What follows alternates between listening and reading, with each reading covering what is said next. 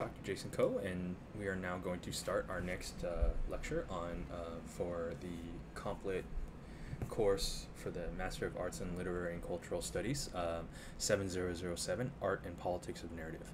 So for this lecture, we'll be talking about ideology. So here's the lecture schedule. We'll first be doing an introduction to Marxist historiography, and I mean that in a very general sense, so don't and I'm just using that as a way to get us into what we're really going to be talking about as a form of analysis, which is ideology, or specifically doing a sort of ideological analysis, or basically what type of method are we using to try to understand the belief system or the value system that the text perhaps communicates in some way. Okay. And so I'll be going into a little bit of Marxism in order to explain that.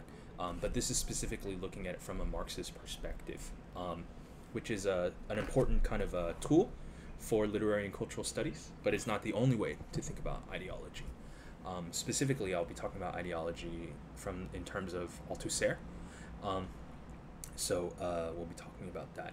Afterwards, I'll mention a little bit about how you can use this kind of ideological analysis to understand a film like The Matrix. At the same time, you do not need to read it only from this perspective. And also, oftentimes The Matrix is used as a sort of prototypical example of how to study or understand something like ideology, and has been used many times by well-known scholars such as like Zizek, to talk about ideology. Okay, and then after that we'll be talking about Frederick Jameson's notion of the political unconscious, which is, and Frederick Jameson is a literary scholar and quite famous Marxist literary scholar, and he talks about the political unconscious as a sort of form of allegory, and we'll be going into that. And then lastly, we'll talk a bit about postmodernism, with reference to these two Marxist scholars, Frederick Jameson and Jean Baudrillard. Because this lecture is quite long, I might kind of break it up into multiple parts, seeing how long it takes me to get through each section.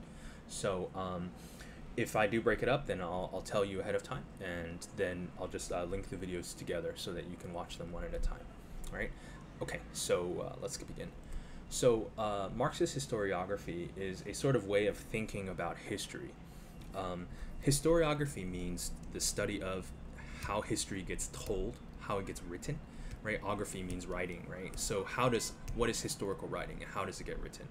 Okay, and so Karl Marx and Friedrich Engels were both students of a philosopher named Hegel, Friedrich Hegel? I think it's Hegel. I forgot his first name. Anyway, that doesn't really matter. I'm just reviewing this so that we can kind of understand the type of analysis. Okay, now Marx and Engels were the first to kind of depart from Hegel's work and say that instead of thinking about things from thinking about the spirit of history, and Hegel was the first to say that there's a dialectic that guides history. So for him, the dialectic, and let's jump to that really fast and I'll show you, okay? For Hegel, the dialectic is a process, and this process is kind of the way that things move, okay? It's a type of force, or you can think of it as like a reaction and a counteraction, or a reaction, okay? So, for Hegel then, the way that history works, okay, and ideas too, or you can think about a dialectic as a way that people argue, okay? Is that someone or something, a force or an activity creates a thesis, right? And a thesis is just like a proposition. And then in order to counter that thesis, they will have an antithesis. And what happens when the thesis and the antithesis meet, you get a sort of clash or a conflict. And through that conflict or the clash, you get a synthesis, which is a new thesis, right? So it's a new thing. So the new thing coming together. So you have one thing happen, okay, whether that's, an argument that someone makes, or that's like, something that's happening, okay, an event, for example, and then you get an antithesis, which is like a counter or a reaction to that. And when those two react, or push against each other, then you get something new, a new thesis, a new synthesis. Now that new synthesis then becomes a new counter then gets countered by a new counter argument, and that then gets developed. That then leads to another kind of conflict, and then it leads to a new thesis. Okay, so this kind of evolution, sorry, I'm going to jump to this, okay, this kind of evolutionary kind of the dialectic is one where you can see the evolution of history, okay, of events that happen because you have a thesis and an antithesis, and then a synthesis, and then a thesis, antithesis, and then a synthesis, okay, and it moves in a sort of spiral movement. So what they mean by what's meant by a spiral movement is that there's a sort of progression, okay, that it leads in some sort of direction. Now, what that means is that if you have a thesis and antithesis, you're not just going back and forth. So think of like, I don't know, like a swinging pendulum, okay? A swinging pendulum, you can think like the force goes one way and then it goes the other. Then it goes one way, then it goes another, and it goes back and forth, right? That would be thesis, antithesis, right? But the reason people argue that you think of it as a spiral movement is because even though it's going back and forth, the back and forth movement actually goes in a direction as a sort of spiral movement. And that's the sort of progression, they would argue, some argue anyway, it's like the progression of history, how it sort of advances on itself or it evolves in some sort of way. Okay. Now, what's important to understand is that for Hegel, he thought that this kind of spiral movement of this historical dialectic is something that was very spiritual, right? That the kind of spirit of the times went one way and then went the other. And you can see that as a sort of like argument, right? Like, let's say we were to have a dialectical argument, okay? And the assumption with the dialectical argument is that both of you, or both people who are part of that debate, or in that argument, and it doesn't have to be people, right? But just the way that the argument is going is they're going towards the truth. They're trying to reach this kind of, this point of understanding. That's why it leads to the synthesis, right? So, for example, it would be like, I think that I think that the sky is blue. So a counter would be like, I think the sky is not blue. So then we'd need to come to a synthesis, right? So then the synthesis would be like, oh, the sky is blue-ish, but it's not entirely blue, right? So that would be the new synthesis, right? And then an antithesis to that would be something that counters that, right? So it's sort of like a thinking process that kind of evolves over time. So you could think about like the way that you think sometimes might also be a dialectic where you're thinking, oh, this is a lecture worth listening to. And, and then you would say, well, what would it sound like if it weren't worth listening to? And then you would and then that information, by thinking about it through a sort of negation, an antithesis, that would enable you to see it differently. And that new way of seeing it would then lead to a synthesis. So, for example, like, let's say, I'm going to go with something much easier, okay? Like, I think this coffee tastes good. And then you would say, oh, this coffee does not taste good, okay? And the reason it does not taste good is because it's bitter. So then we come up with a new synthesis, right? This coffee is good, but it's bitter, or something, or something along those lines, right? And then there would have to be since that's the synthesis, that's a new thesis. So then there would be an antithesis, right? Like, this coffee is good and bitter, but it's not, but it could be better. It could be sweeter, or something like that. Okay, so then you have that antithesis, so that leads to a new synthesis, right? So the idea is that the thought process kind of continues to evolve. It keeps moving, right? And a lot of this was considered to be mainly spiritual. Okay, this is how Hegel thought of it. There's like a spirit of the times, right? The general mood of how people are feeling, or it could be the works of great men, right? And I don't mean that in a good way, but I mean like in a kind of boring historical way, like, oh, what did the great men, what did Napoleon do, and then what did this group do, and okay. However, Marx and Engels were the first to say, actually, the dialectic is not spiritual. The dialectic is material. And what they mean by material is that it's actually the forces that move it are ones that are actually not kind of like your spirit, or like your, but actually things that are very, very physical, like goods, commodities, and things that goods and commodities lead to, right? Like money, or water, or basically like physical things, but material, right? Material, anything that's material, right? And so their theory of historical materialism is that the way to study the dialectic of history and to write it is one to in order to do a good job of writing it, one must write about the material activity that occurred. Okay, so the way to study how societies develop is not to understand the spirit of the time, right? Like, you know, oh, this was a time of great religious fervor, so it went this way versus that way. Instead, Marx and Engels would say, no, this was a time of great wealth concentrated in the power of the church. So the church had a lot of gold, or had a lot of, you know, had a lot of money or military might, you know, and in physical ways, right? Like their armies actually had, you know, millions of people, and they had this much gold or this much, you know, armor and this much kind of basically a quantifiable material way to understand the dialectic. So instead of thinking about it's like, oh, it was a time of great spiritual reckoning, instead you would say that spiritual reckoning that you would understand that pushes the dialectic one way or another, right? Like, let's say it's like very, very religious or very, very secular, right? That could be a thesis and antithesis. Instead of the thesis and antithesis being because people were more religious or less religious, someone like Marx and Engels would say, actually, no, the thesis and antithesis is driven by the material conditions. So religion was very, very strong at that time because the church had a lot of material wealth and power. Okay. So instead of studying how societies develop through these kind of like spiritual things, you know, and when I say spiritual, I don't just mean, you know, like religion, but also kind of like thinking or thoughts, right? Like, you know, great thoughts. So enlightenment would be like, you know, a Hegelian way of thinking about the Enlightenment would be that, oh, really, really good ideas came out. And these really, really good ideas led to the progress of humanity. Instead, Marx and Engels would say, it's not the really, really good ideas that came out that moved history.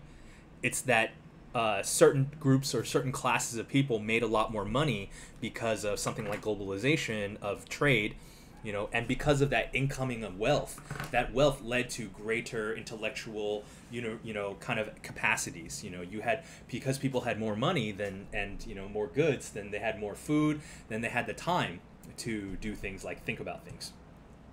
So Marx and Engels are saying, instead of thinking about, you know, what are the great ideas or the great kind of spiritual movements that were moving the dialectic, instead to think about the way that material things move the dialectic.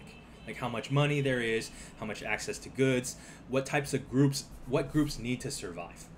Okay, so to do so, then you need to study economic activity. So Marx and Engels are considered economists, right? Das Kapital means like studying capital, right? And so the study of how economics determines history or moves history, the material resources. So one of the ways to study the how material resources affects society and affects people is to study class, right, and class relations. So instead of thinking of like, oh, you know, these people are religious, or these people are Christians, or these people are Jews, or these people are, you know, or based on things like tribe or kingdom or ethnic group. Okay, and remember, ethnic and these kind of terms weren't really big until like later on and after, you know, modernity. But one way to think about things was to think about, instead of thinking about into social categories that are determined by religious thought, instead to think about social categories based upon the type of work that people do. So in Marxism, class is, you know, and your social categories based upon your labor position or your relationship to the means of production, right? So when I say means of production, or what they mean is, you know, the industries, you know, or the ways that goods and food and the material things that people need to survive, right, and to live, you know, how those, what is their relationship to that? So examples that they use in their terminology would be like the proletariat or the bourgeoisie, right? So the proletariat would be those whose relation to production is that they are the ones who are actually doing the producing. They're the laborers. They're the ones who make things, right? Whereas the bourgeoisie, oftentimes they hold capital. So their relation to production is that they actually own the production or the means of production. So they own the factory. They own the diamond mine or the oil well, or they own the electricity grid. Okay. Now, and the bourgeoisie, because they own that, then the surplus kind of material that gets made from these means of production goes into their pockets, which they then, you know, they accumulate more capital, which they then use to reinvest in owning more means of production. Okay, whereas the proletariat, the means of production is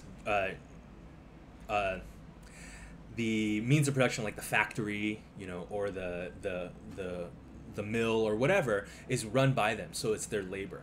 Okay, so we have contemporary examples of thinking about class, right?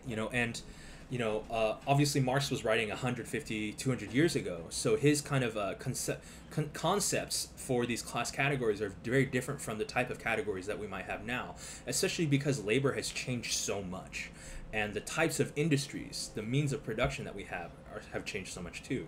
Marx was writing during the time of the Industrial Revolution, when you had a lot of big factories that were opening and developing, and that was this new form, a new form of kind of societal production. And it's important that Marx says that in order to understand this history of this time, you need to think about the way that industry changed our society. Okay, so it's understanding how industry, the means of production, changes society. And you can think about it in terms of today. How is it that our current kind of economic systems are changing our society, right? So today our economic system is very much based around information, the spread of information. Like right now you're listening to a lecture, which is also the spread of information. Okay, so you could say that this is like an information economy. So each type of economy is linked to the kind of it by analyzing. Okay, how do I put this? For our purposes, okay, you can think about it like this. Marx would say that the way to understand this society is by understanding its economic system and the ways that its means of understanding its means of production, and to understand kind of social categories and social difference, and also social conflict, right? Which is the things that, okay, let me get to that. Also, social conflict can also be understood through the economic system. So then something that Marx and Engels would argue that drives the sort of drives history would then be the kind of class relations, right? So for example, you have a thesis which could be like the nobility, right? The aristocracy, okay, the landed gentry, and they were the main drivers of history for a while, right? They were the thesis, the strong force, okay? But then after that, after economic changes are happening, you have the rise of the bourgeoisie with the Industrial Revolution. You have these groups who begin to invest capital. Instead of owning land, right, they actually make money, and they take that money and they invest it in things like factories, right? That becomes a sort of antithesis, and they topple the aristocracy. So Marx would say that during the Industrial Revolution, you have less and less the weakening of the aristocracy and the rise of the bourgeoisie, right? So then, with the rise of the bourgeoisie, then you get an antithesis, right? Which would be the proletariat. The proletariat are those who work in the factories, who work in these places, who fund the bourgeoisie, right? And so then you have a class conflict. And these continual class conflicts throughout history, right, are what drives history. And these conflicts are driven by material resources and competition over material resources.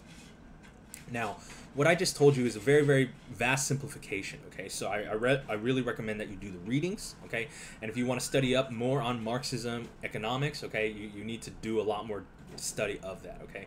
But what I'm offering you is basically the way to understand, a very easy way to think about what is Marxism, or what does it mean to use a Marxist form of analysis, is to say, follow the money. Who benefits financially and materially? And how does that indicate something about, the system that you're trying to study or analyze? Okay? All right. So then for Marx and Engels, they would argue that the base, okay, the economic base determines almost everything.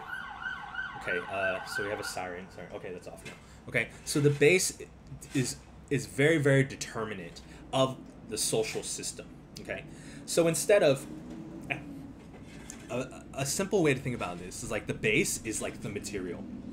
Okay, the material kind of thing, that's material activity, right? So the means of production, tools, machines, factories, land, raw materials. Okay, this base, right? And think about like a base and a superstructure, right? You can think of a base as like the base of a house, or the base of a building. Okay, and that base of the building is the structure upon which everything else is built. So you have a superstructure on top of that, but it's shaped, right, by the base. The base is the foundation, okay? So the base shapes and maintains the superstructure. So the argument would be that everything in the superstructure, right, and the superstructure is everything that does not have to do with production, okay? Does not have to do with production. So things like art, family, culture, religion, philosophy, law, media, politics, science, and education. These things would all be considered ideology, okay? These are all what is kind of the superstructure, the dressing on top of the base. So the base is basically kind of like you could think of it as like the main thing, the primary concern, the primary base of concern, okay? Let's say if it was like food, right? Food, like if you were thinking about like cuisine, right? Like someone brought you food, okay? The base would be like the meat and the potatoes, okay? The superstructure would be like the dressing, okay? Or like the garnish, what goes on top, okay? So in general then, when talking about the base and superstructure, the assumption is that the base, because it's the means of production, determines the superstructure, okay? But there are arguments, right? And there's even Marxists, okay, differ on this, is the role of the superstructure. Because the superstructure is actually what you, me, everyone is doing, what we're doing, right? We are doing art. We are part of families. We are of culture, part of religion, right? How does that influence the base? How does that influence the means of production? Or do the means of production determine everything? Okay, so this question of the degree of influence that the superstructure has on the base is very, very important. Okay, so one obvious example would be like I don't know, think about our present economic system in Hong Kong. Okay, our economic system in Hong Kong is largely based on information, right, and the movement of capital, right? It's a financial hub, right, and it also has other kind of means of production, right? So we have banks, right, that move money around. So money is considered capital, right, and then and commodities moving around. You have trading and goods, okay, and then you also have some tourism, okay, but that's not really big. Some consumerism. Okay, but the main thing is, at least it was, who knows how the base is going to change, right? But the means of production really is financial, okay, financial movement and goods, okay? So the question will be then, how does that shape the superstructure? So you could say that, and many arguments have been made that, Hong Kong is a city that is entirely determined by the speed of commerce, because the type of production that Hong Kong has is one of where everything is supposed to move as quickly as possible, to have a speedy kind of movement of commodities. So you want capital to move in and out as quickly as possible. You want goods to move in and out as quickly as possible. Okay, people to move in and out as quickly as possible, and then that goes to determine the superstructure. So then, what type of culture do you have in Hong Kong? So people talk about it like Akbar Abbas talks about the superstructure of Hong Kong, right? The buildings, the lifestyle, as one that's of disappearance, right? He calls it deja disparu, right? Because the means of production is one of constant speed of movement. Things turn over really, really fast. That's the economic system. So then the superstructure then will be would be shaped by that. Now then, at the same time, what is the role of superstructure, right? Does it have any influence on the economic system? So one of the arguments might be that, culture might have some influence. But a lot of people would say that mostly the superstructure maintains the economic system, reinforces it in some way or another. Okay? So instead of, if you have a religion, a dominant religion or a dominant philosophy or a dominant kind of system or even education, right? The school system is one that reinforces the base, reinforces the means of production. A very easy way to think about this is you can think about the base as like, let's say we have an industrial system. Here, let me see where we're going with this. Oh, okay. I'll jump to this, okay? Okay, let's move from this, right? So you can think about, instead of thinking about the dialectic as one of ideas, right? You have, oh, I believe in God, and then, someone says, oh, I don't believe in God. So then, like, what's the new synthesis? And moving back and forth. Instead, you can think of this spiral movement as one of class relations, of different type of economic systems moving the dialectic, okay? So and I'm gonna get to explaining the base and ideology, but out of Marxism is a sort of intellectual tradition. It's an intellectual tradition that says, like, everything that we think about, everything that we talk about with regards to culture, literature, anything that we might analyze, there is an economic and material sort of aspect to it that plays a very, very big role. So a lot of the things that we might discuss, have a lot to do with Marxist terminology, okay? Things like alienation. So alienation is the idea that you are divorced from the work of the labor that you do, okay? So for example, like someone in the factory, because all they do is maybe like, create a piece of glass over and over and over again. They're alienated from the actual product of the labor because they don't know or are not in touch with the how that glass gets attached to an iPhone, and then that iPhone then gets painted and then gets shipped to somewhere else, and then gets sold, and then gets sold again, and then gets bought, and then gets used by someone. So there's an alienation between the producer of that product and the consumer. So there's an alienation from the fruit of your labor. You don't get to experience this sense that, oh, the thing that I did, I'm connected to it, okay? And then also these ideas of reification and commodification, totality, the idea that, everything is determined by this one thing, okay? It's this thing is totalizing, it's everywhere, okay? Materialism, exchange value, class consciousness, okay? The culture industry, revolution, these terms are all ones that have a lot of cachet in Marxism. So if you're interested in studying Marxist, Marxist type of analysis where you're looking at the role of, the economic system, or materiality, the role of material activity in the text, right? Then these are a lot of terms that you'll need to study up and look up, okay? So I just have these terms for you to learn. Okay, so basically it's the economic base influences ideology. Okay, remember the economic base is the base, the means of production, and the relations of production, okay? And that determines the superstructure. The superstructure is what some Marxists would call the ideology, okay? What goes on top. Examples of how the economic base influences ideologies, you think about like, the feudal system. The feudal system, the economic base was like farming, okay? So, farming was the main way to do it, right? And so you'd have these kind of aristocracy, and they would own the land. And then all the peasants would work the land, and most of the food that gets made would then just go back to the king or the local lord or whatever, right? And then why is it that people are willing to follow this economic system when, they could rebel and kill the lord and take the land?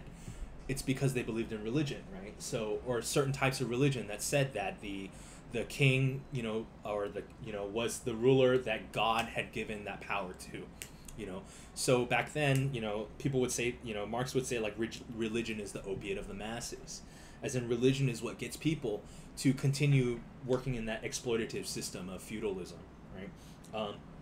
And this is true not just or this can be applied, or this way of analyzing society doesn't just work to, in like Western Europe or whatever, but also, you can think of places like in Asia, right? Like you have a feudal system where there's like an emperor, and then emperor, and he has a lot of tributaries, and the emperor is allowed to rule because he has the mandate of heaven, right? It is right, it is good, it is moral, it is religious to follow the emperor's rules, okay? And this is a feudal system, and the feudal system, is has a base, which is this kind of farming, this kind of this means of production. But then it has a superstructure that goes on top, an ideological system that is used to justify that system, okay? So it's important to think that with Marxism, then, it's the base that comes first, okay? And then the kind of superstructure gets built or formed in order to justify that base. So with industrial capitalism, right, it's manufacturing. And then the superstructure will be the ideology of like liberalism and social democracy, right? So everyone has a right to work. Everyone has a right to move where they want to move, right, in order to do that work. And then that creates the sort of system that is allowable or good for, manufacturing. So things like school, right, are good for people who work in factories, right, because you need to train your workers. So a way to think about it is, why do we have school? School is used to kind of train people so that they can go to a factory and be ready and go to school to clock in and clock out and be responsible, okay? So what type of capitalism do we have now? Information capitalism, and how does that work? What is the economic base, and what's the superstructure on top of that? And these are the questions that people are still trying to answer right now, okay? So the thing to understand is that ideology reproduces the conditions of production and the relations of production, okay? So the belief system that the base supports reproduces the base. Okay, so if we look back at this, right, the base is always going to make it so that these things on top, the the ideology, moves it in one certain direction and maintains and shapes it. Okay, it's a you can think of it as like people are always going to do, and the systems are in place are always going to reinforce, the system of material benefit. Okay, so like if you, let's say you are here's a fun way to think about it, right? Let's say you're a billionaire, okay, and your economic system that you benefit from is one where there's very, very low taxation, okay, and the sort of means of production that you're in is one of financial capital, where the more money you have, then the more money you can make, because the money grows in itself through the markets, right, of investment. Now, then if you have a particular ideological system, right, you're always going to work towards, not always, but oftentimes the ideological system that you are trying to advocate for, right, is the one that benefits your particular economic interests. Okay, so then according to that kind of framework, then you would see like billionaires advocating for things like tax cuts, right? And the type of ideology that they would advocate for would be one where it says that everyone, that there's a meritocracy, that everyone who has money has it because they deserve it, because they work for it in some sort of way. And the most important thing that society does is to maintain this system of allowing everyone to work for it, and making people prove themselves in order to earn their money. But in fact, like the idea would be that that type of ideology would just reinforce their power. Okay. So so ideology reproduces the conditions of production and the relations of production. So the way to, if you look outside, right, and you think about if you have a Marxist sort of perspective, you would be like, the buildings look this way because the economic system benefits from the buildings being designed in this way, or the streets designed in this way, or storefronts designed in this way. Okay, so you're always saying that there's a sort of materialist reason behind why culture or society looks this way or develops this way. And the culture and society, the culture and values that are dominant in that society are the ones that reproduce the value system of the current system of production. So for Marx and Engels, then, they would say that ideology is a sort of false consciousness, the belief that the present system is good and works in your favor despite contradictory evidence. Okay, so ideology is when it's like, and not everyone thinks of ideology this way, right? When someone says, "What's your political ideology?" It could be something that you believe in because you've thought it through and you think that this is really the best system for me, or for people. I think in general, okay. But for Marx and Engels, they say ideology is false consciousness. It's when you believe in something, even though it's not to your own good. Okay, it comes from a sort of misunderstanding of your personal position in class struggle. So one example of this would be like, let's say you are a peasant, you are a member of in a feudal system, right?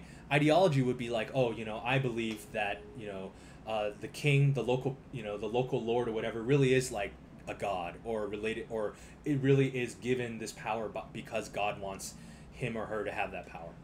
And so therefore it's a false consciousness that kind of works against you and your economic interests. Okay, and so it's a sort of repression of your kind of real trauma or your class struggle.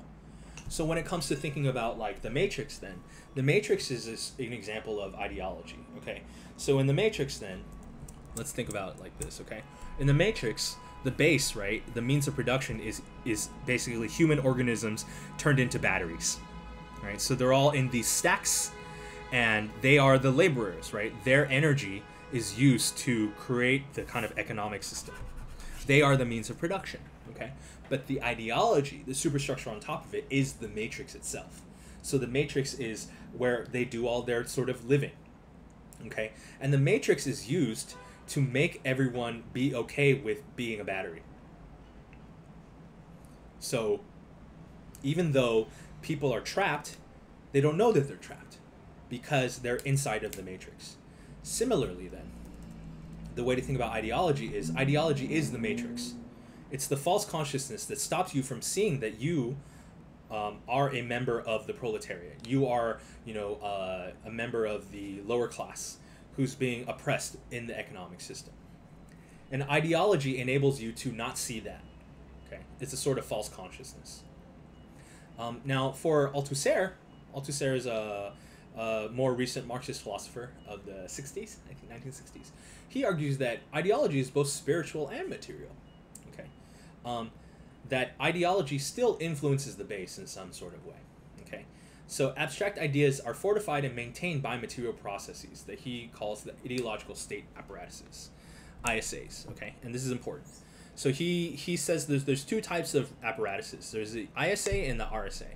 The RSA is the ideological state apparatus, and these are things that produce ideology. Okay, but at the same time, they're not just spiritual, right? They're also material. So things like church, school, family, culture, clinics, movies, literature, sports. Okay, these are all ISAs. They're things that forward or kind of fortify ideology. At the same time, though, they are physical things, right? A church is a physical place. Your school is a physical place. It's a material place. Okay, and this is different from, and ideology works by convincing you. Okay, it's a sort of like soft power, you could say. Okay, which is different from an RSA. Okay, an RSA is an entity that uses violence or non-violence but coercive means, coercive. Okay, so that means that it doesn't convince you, it forces you. Okay, it forces you to do things. Okay, it's a unified entity that uses violence and non-violent but coercive means. So like police, military, government, court, prison. Okay, sort of a legal systems, and uses violence in order to make you do things. Okay. So let's say we're talking about Hong Kong, right? And we say, so very obviously then the RSA, right, the repressive state apparatus would be like the police, okay? The police use repressive force, to make people do things and kind of to mold themselves to the economic system. And the economic system might be, the way that things are, right, the status quo. Whereas the ISAs would be things that kind of advocate for that system. Okay, so something like, let's say a flag raising ceremony or a school that forces you to read certain types of textbooks. Okay, that would be an ISA, ideological state apparatus. Okay, both of them are working towards maintenance of the economic system, of the base. Okay, at the same time, they work very differently. The repressive state apparatus forces you. The ideological state apparatus uses ideology to convince you that it works in your favor, that it's in your best interest. Okay. So for Althusser, right, his view of ideology is that ideology has a material existence. So this is just like the Matrix, right? The Matrix has a material existence, right? Even though it is technically in your mind, the mind makes it real. Okay. And at the same time, the ideological state apparatuses, their material existence is also in the actual physical places, like church, like school. Yeah. I'm trying to think of other ISAs. Church and school, that's the ones that talked about the most. Yeah. I don't know, your workplace. Your workplace is an ISA, right?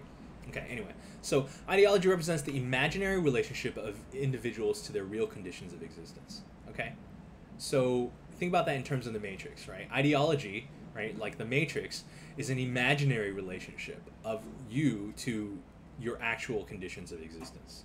So a fun way to think of it, like, I think, okay, in the Matrix, I might be like, okay, let's say we live in the Matrix, for example, right? In the Matrix, I'm a teacher, and I teach my students, and I teach revolutionary thought, right, by teaching Marxism.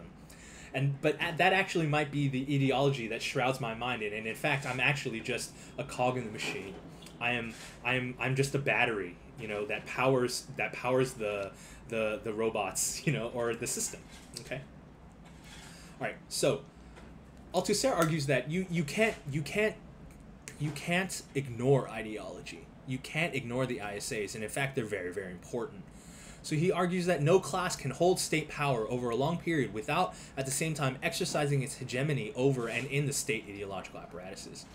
So you can't maintain power unless you are using ISAs.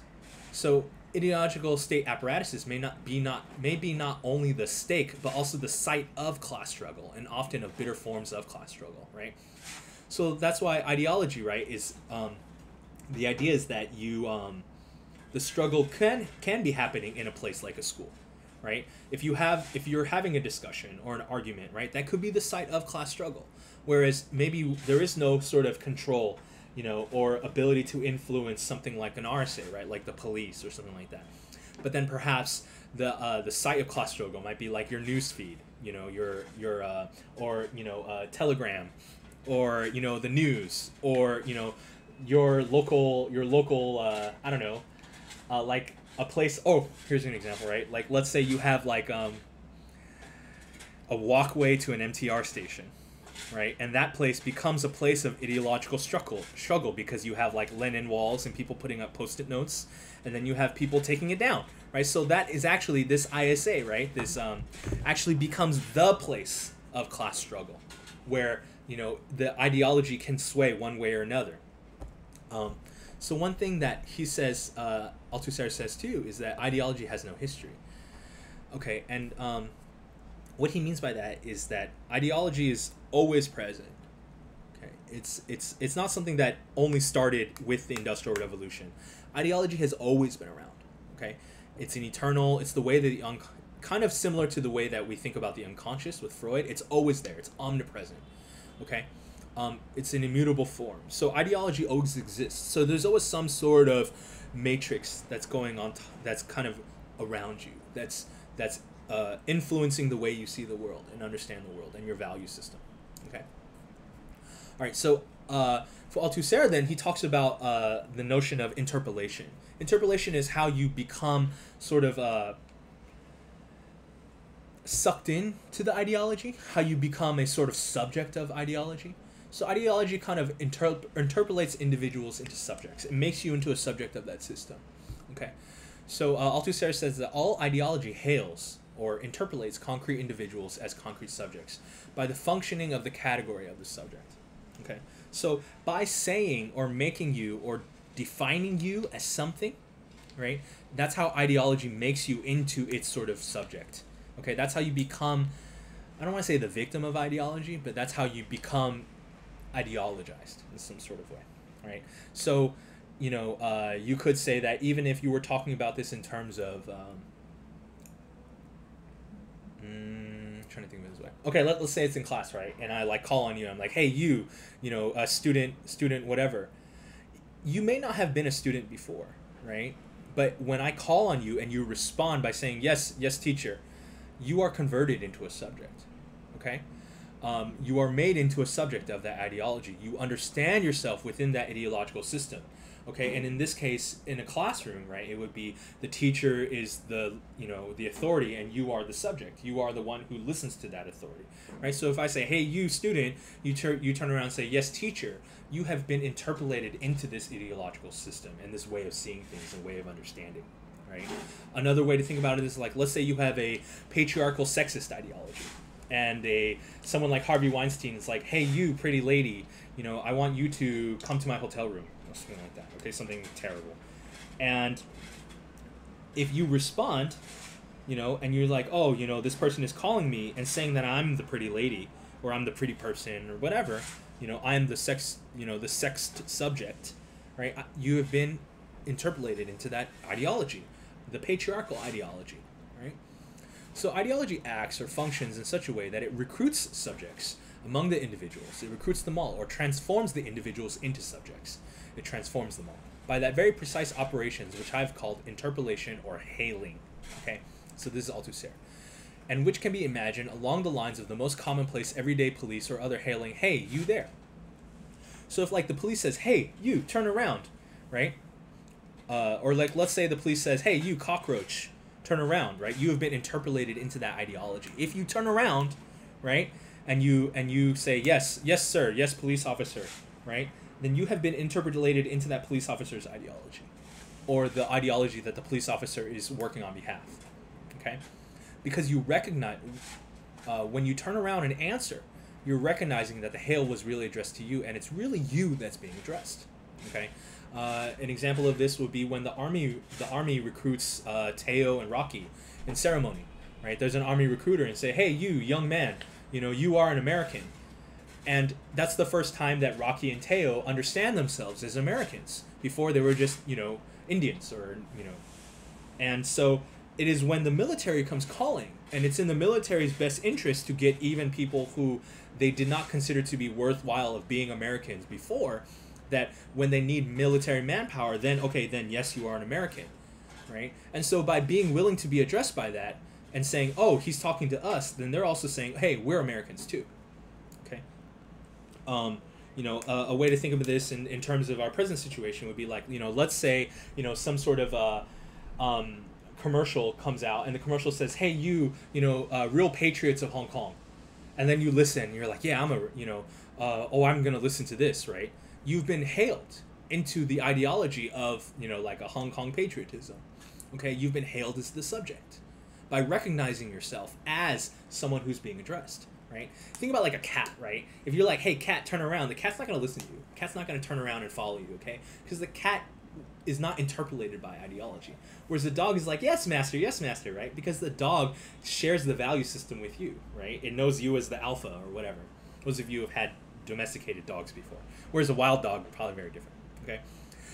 And an example would be like the Matrix, right? In the Matrix, the ideology is that you exist in the Matrix, and the Matrix and the Matrix hides the fact that you're actually a battery. But then the existence that you maintain in the Matrix keeps you within that kind of false consciousness. So when Agent Smith talks to Neo, Neo says Mr. Anderson, and he keeps calling him Mr. Anderson. And then Neo says, no, my name is not Mr. Anderson. My name is Neo, right? But if he responds to Mr. Anderson, he's saying, yes, the Matrix is true. This false construct is actually real. And the name that you call me by within this false construct is real too. Where he says, no, my name is Neo. He's refusing to be hailed, refusing to be interpolated as a subject in the Matrix. You could think about it, like, why is it that people think names are so important, for example, right? It's like, I don't want to be used by my, for example, right, like Malcolm X, before that he was known as Malcolm Little, okay? But he changed his name from Malcolm Little to Malcolm X, because for him, Little was a name that's descended from slavery. And he can't really know his family's original name, right? But the ideological system of slavery insists that he is a slave and that he takes on the slave name, which was Little. And he says, no, I'm not going to be called by that. You will call me Malcolm X from now on. Okay? And you have other examples, right? Like the famous basketball player Kareem Abdul-Jabbar, right? He changed his name from Lou Alcindor to Kareem Abdul-Jabbar, and he went by Kareem, right? Because he did not want to be interpolated anymore into that racial ideology of the U.S. system, right? Same with Muhammad Ali, right? Who was known as Cassius Clay before. And one of the big things is that when he was boxing, people like, he was like, your name is Cassius Clay. And he's like, no, my name is Muhammad Ali, right? And then when he finally won his fight against, I forgot who it was. It was Joe Louis or who. He's like, what's my name? What's my name? And his name is Muhammad Ali, right? And that's fighting against the ideology, okay? So the existence of ideology and the hailing or interpolation of individuals as subjects are one and the same thing, okay? The ideology makes you into a subject. It makes you into that individual, okay? So in order to escape that subjectivity, in order to escape the ideology, you need to change your subjectivity, to rethink it in some sort of way. So a lot of people talk about this in terms of like, heteronormative gendered ideology, cisgendered ideology, right? Whereas like maybe you need to change the way that you've been addressed in order to escape from the ideology, right? Okay. So ideologies are context specific. So there's a difference between ideology and ideologies, okay? Ideology is a type of thing. It's a phenomenon, right? But there are ideologies. Okay, ideology has no history. It exists in all societies, right? This phenomenon occurs everywhere, right? Some would say, right, like Zizek would say, that ideology is what makes you a subject and you can never escape from it. Okay, so someone like Zizek would say that it is a totality. You can never escape from the matrix. You're always in one or the other, okay?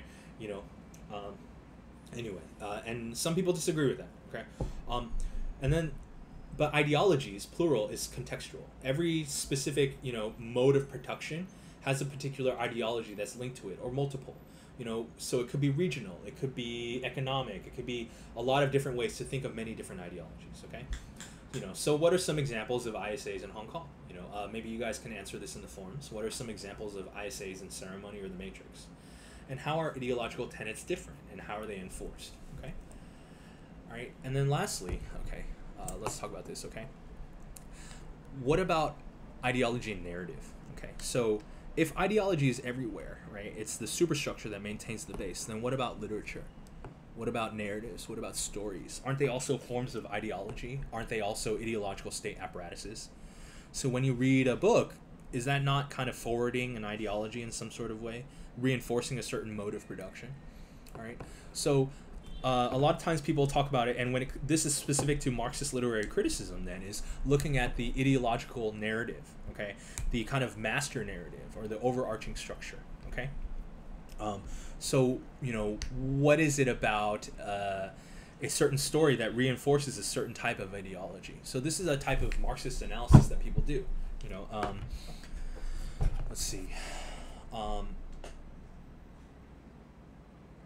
Now, obviously, the examples that we look at, right, when it comes to the Matrix or Ceremony are ones that are trying to kind of counter, you know, trying to write against a sort of master narrative of a certain type of, you know, supreme ideology, right, of, you know, but how is it that narratives can be used, you know, not just as ways to champion a certain ideology, but also to kind of fight against or to resist in some sort of way, or to counter? And what is the role of narrative in that? So this is something that's very important for our understanding of the relationship between art and politics. So we can think about narratives as a form of art, right? But if you think of that art as part of the superstructure, as part of the ideology, right, then it's inherently related to politics in some way, right? The kind of means of production and the ways that those means of production determine our social structure and our social situation. So then, what's the relationship between ideology and the stories that we tell others and ourselves, okay? Can you think about the characters in The Matrix or the characters in Ceremony? How do they live out ideology? And how does the stories that they believe about themselves, you know, how does that reflect ideology? Okay. Can they be understood as false consciousness in some sort of way, you know? And ultimately, then, the question comes down to what does Marxist literary criticism do? You know, what is its function? Okay. And many would say the point is to draw attention to the kind of, draw attention to the relationship between this particular type of story, or this particular story in general, or, you know, this industry, or, you know, in its relationship to the means of production, the economic system, and what it reinforces. Okay. All right. Let's see. Okay. All right. Let's stop there with ideology and narratives. I think that's quite a bit of content. So I want you to kind of do the readings and study it. Okay. I'm gonna put these questions in the forums, and then you can answer them. Okay. And then in our next lecture, then I will talk about revolution, and I'll talk about Jameson, the political unconscious. Okay. And that'll just be like quite well, not short, but probably around the same length as this lecture. So I'll post that later. But here's some examples from the Matrix that you can look at, okay? And this is also with the lines as well. So the lines about ideology, you know, this question of the desert of the real, okay? Class struggle. So I recommend that you rewatch the Matrix and just pay attention to these scenes and think about the role of ideology, okay? All right. And then let's leave that for now, and then I'll talk more about revolution and the Communist Manifesto, and also the idea of the political unconscious, okay? And these are very applicable to Westworld as well, so especially the first episode of Westworld, so go ahead and watch that, all right? I think that's enough for your midterms, so you should be ready to write now. You don't necessarily have to talk about seriality, but I will get into that, not next lecture, but maybe the following lecture, okay? All right, I think that's enough for now. Okay, all right, I will talk to you later. I'll put these questions into the forums, okay? And let's talk later. Okay, bye.